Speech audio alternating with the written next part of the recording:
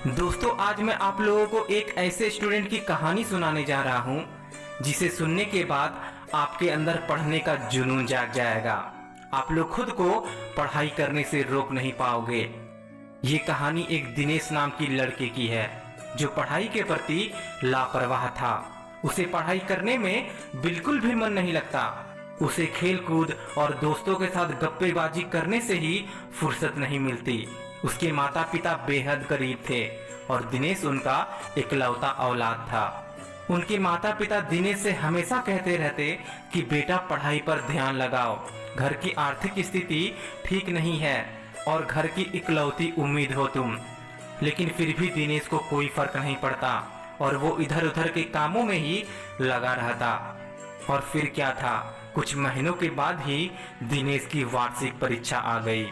दिनेश ने पढ़ाई तो नहीं की थी, पर उसे अपनी चालाकी पर बहुत भरोसा था। इसीलिए उसने परीक्षा में नकल करके पास होने की तरकीब निकाली।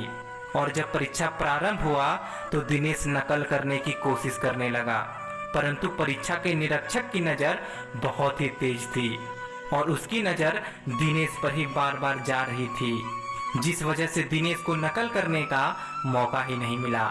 जिसका परिणाम ये हुआ कि वो परीक्षा में बुरी तरह से फेल हो गया। और जब इस बात का पता उनके माता पिता को चला तो उन्हें बहुत दुख हुआ। यहाँ तक कि दिनेश के पिता के आंखों में आंसू तक आ गए। अपने पिता के आंखों में आंसू देखकर दिनेश को बहुत दुख हुआ। उसे अपनी गलती का एहसास होने लगा और फिर दुखी मन से पास के एक बगीचे में चला गया और बगीचे में जाकर एक पेड़ के नीचे जाकर बैठ गया और रोने लगा। तभी रोते रोते दिनेश की नजर एक पेड़ पर चढ़ती हुई मकड़ी पर पड़ी। उसने देखा कि मकड़ी पेड़ के ऊपर डाली पर जाना चाहती थी, पर वह ऊपर चढ़कर फिर नीचे गिर पड़ती थी। मकड़ी फिर डाली पर चढ़ना चाहती, पर वो फिर वापस गिर जाती। लेकिन इतने पर भी मकड़ी ने हिम्मत नहीं हारी और बार बार प्रयास करते रही और अंत में वो ऊंची डाली पर पहुंच ही गई। मकड़ी की हिम्मत और प्रयास देखकर दिनेश बहुत प्रभावित हुआ और उसे सफलता का मार्ग दिख गया। उसके मन में मानो उत्साह का संचार दौड़ पड़ा।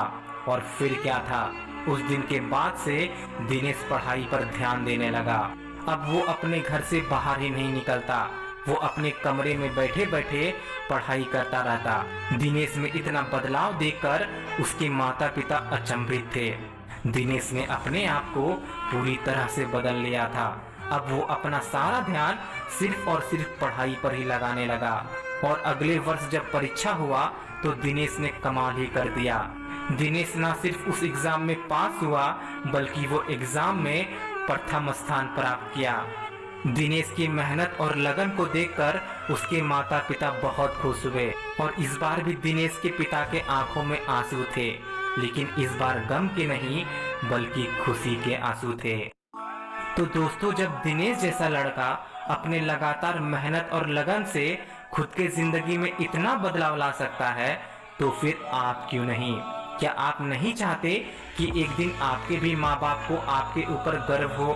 क्या आप नहीं चाहते कि आपके भी पिता के आंखों में गम के नहीं बल्कि खुशी के आंसू हो?